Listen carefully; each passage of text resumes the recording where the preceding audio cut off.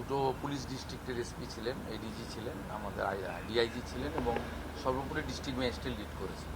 আমাদের দুজন মিনিস্টার, একজন মিনিস্টার একটু আউট অফ ডিস্ট্রিক্ট রয়েছে, আউট অফ স্টেট রয়েছে, আর ক্যাবিনেট মিনিস্টার ছিলেন। আর আমার সাথে কয়েকজন যারা আগের মিটিংয়ে ছিল তারা এসেছিল।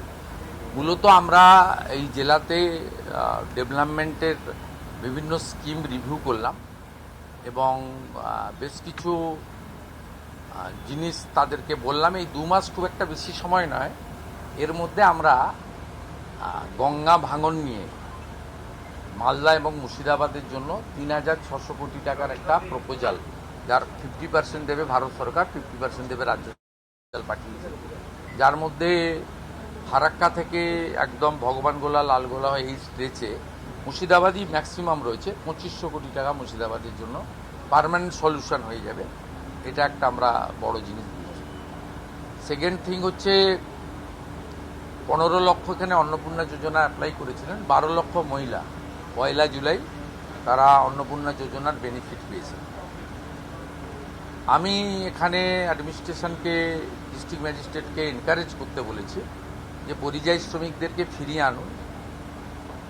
বিকশিত ভারত জি রামজির 100 দিনের কাজ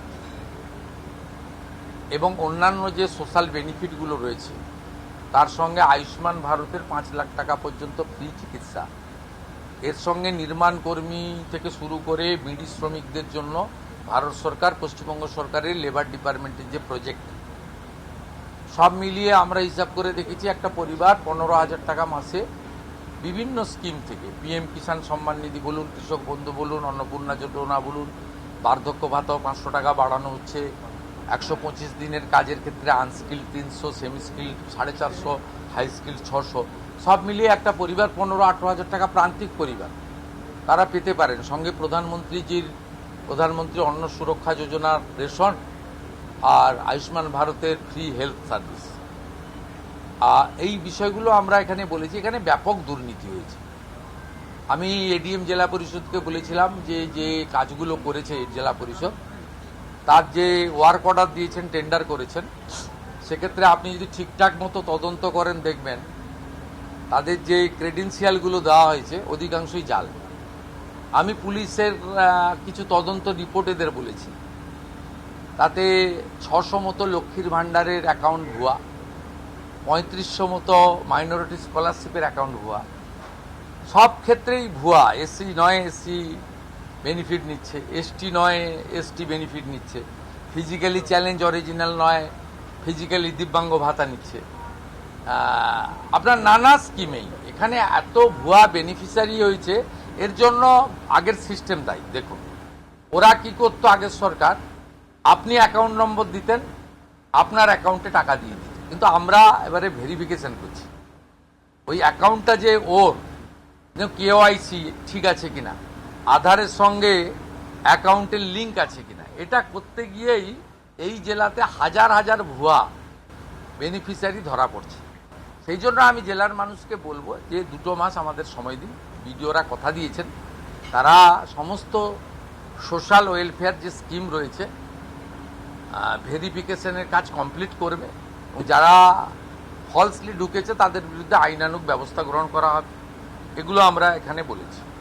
আজকে মুর্শিদাবাদ মেডিকেল কলেজে জেলা প্রশাসন আমাকে বললো রেফার কম হয়, কিন্তু আমি ওদের বলেছি রেফার কম হয় ইন জেনারেল ঠিক আছে, কিন্তু কিছু বিষয়ে আপনাদের এখানে সব রুগী রেফার হচ্ছে, যেমন নিউরোলজিস্ট, নিউরো, কার্ডিয়াক, নেফ্রো, সব রুগী প্রায় রেফার হচ্ছে।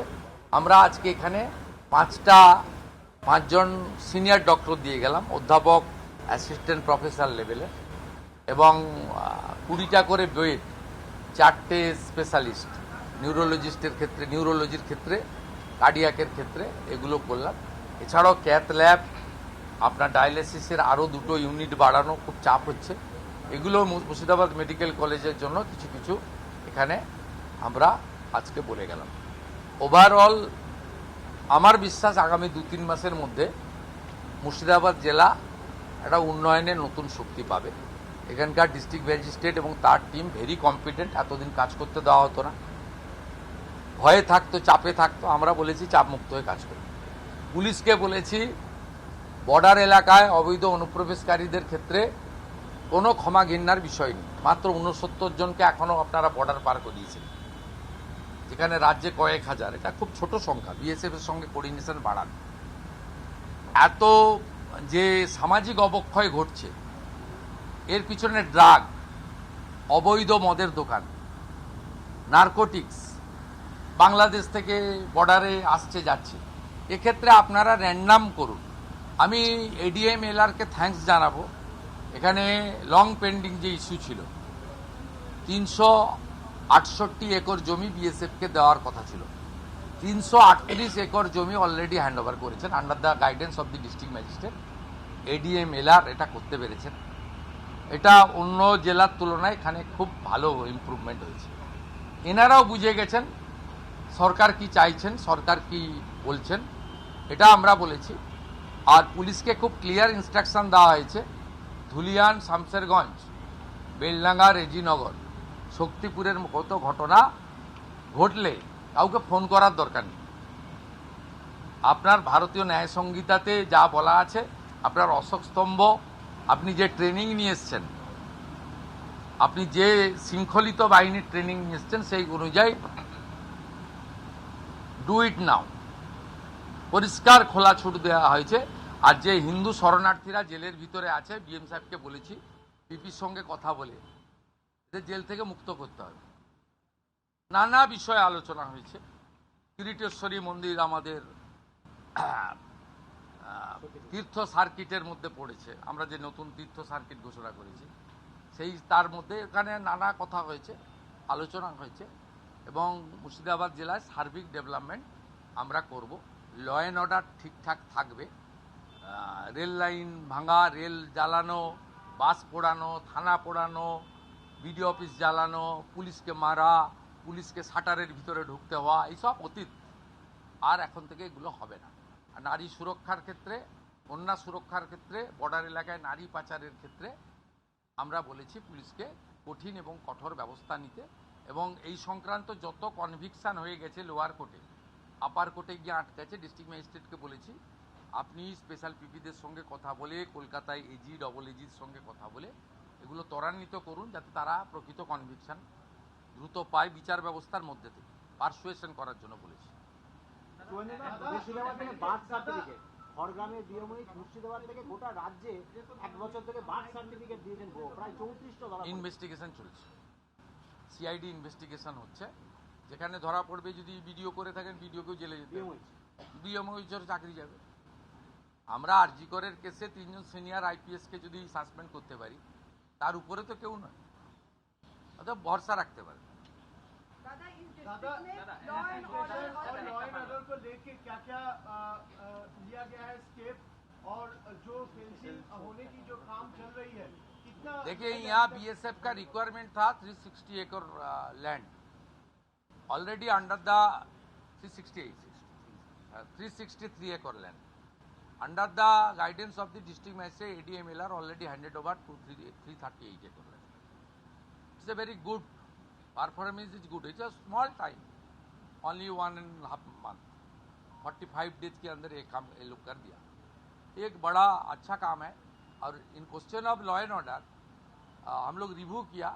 देखिए, कुछ अच्छा बड़ा बड़ा त्योहार वहाँ हुआ है, रिलीजन, जैसे आपका हमारी बकरी ईद हुआ है, मुहर्रम हुआ है, आने वाला दिन रथ यात्रा है, श्रावण आपका जो जल यात्री होता है, महादेव श्रावण महीना है, ये सब आ रहा है।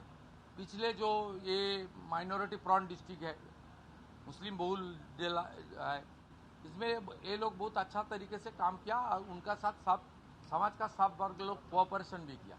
हम लोग का यही मकसद है, सब लोग लॉ अबाइड पीपल का नाते कानून को सम्मान करें। जो कानून देश की संविधान बनाया है, भारतीय न्याय संहिता के अंदर है, हाई कोर्ट सुप्रीम कोर्ट का जो जजमेंट है, नेशनल ग्रीन ट्राइब्यूनल का जो जजमेंट है, पॉल्यूशन कंट्रोल बोर्ड का जो गाइडलाइन है, सरकार का जो जियो आता है, उसको इम्प्लीमेंटिंग अथॉरिटी एसपी और डीएम है, वो लोग सबके साथ बात करके कर रहा है। सब लोग अभी तक कोऑपरेट कर रहा है। पिछले 2 महीने में यहाँ कोई बड़ा इंसिडेंट नहीं हुआ है। कुछ भाषणबाजी हुआ था, लेकिन उसके ऊपर बड़ा बड़ा कार्रवाई किया हम लोग। सदर इतना ऐसा भाषणबाजी मत कीजिए। कोई पुलिस खराब काज कर रहा है, कोई सिविल एडमिनिस्ट्रेशन खराब काज कर रहा है, मैं चीफ मिनिस्टर हूँ, मैं पुलिस मिनिस्टर हूँ, मैं होम पावर का मिनिस्टर हूँ, मेरे पास भेजिए, I will take appropriate action.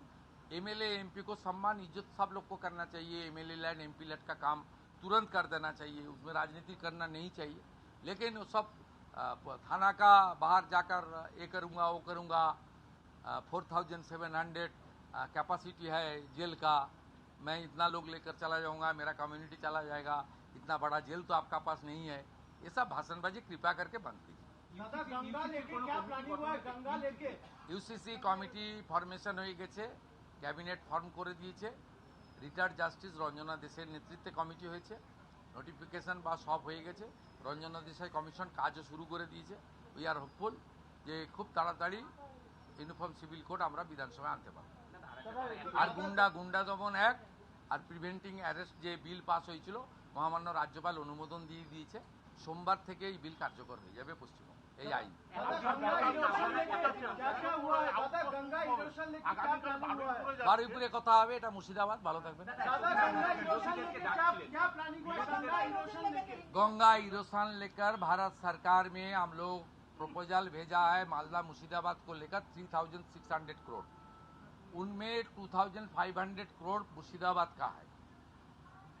ये प्रिपरेशन पूरा चल रहा है। मैं कमिट कर रहा हूँ आने वाला 2027 में मुर्शिदाबाद का जनता ने जो भांगन पीड़ित एरिया है, गंगा भांगन, उसमें उसको राहत मिलेगा। ये साल तो कुछ नहीं कर सकता हम लोग, 2-3 महीने बारिश तो शुरू हो गया है, लेकिन प्री मानसून के लिए जो जो काम होना चाहिए वो काम हम लोग किया है, इरिगेशन और किया है, और कुछ खामियां है वो डिस्ट्रिक्ट मजिस्ट्रेट इरिगेशन का साथ बात करके वो कंप्लीट करेगा।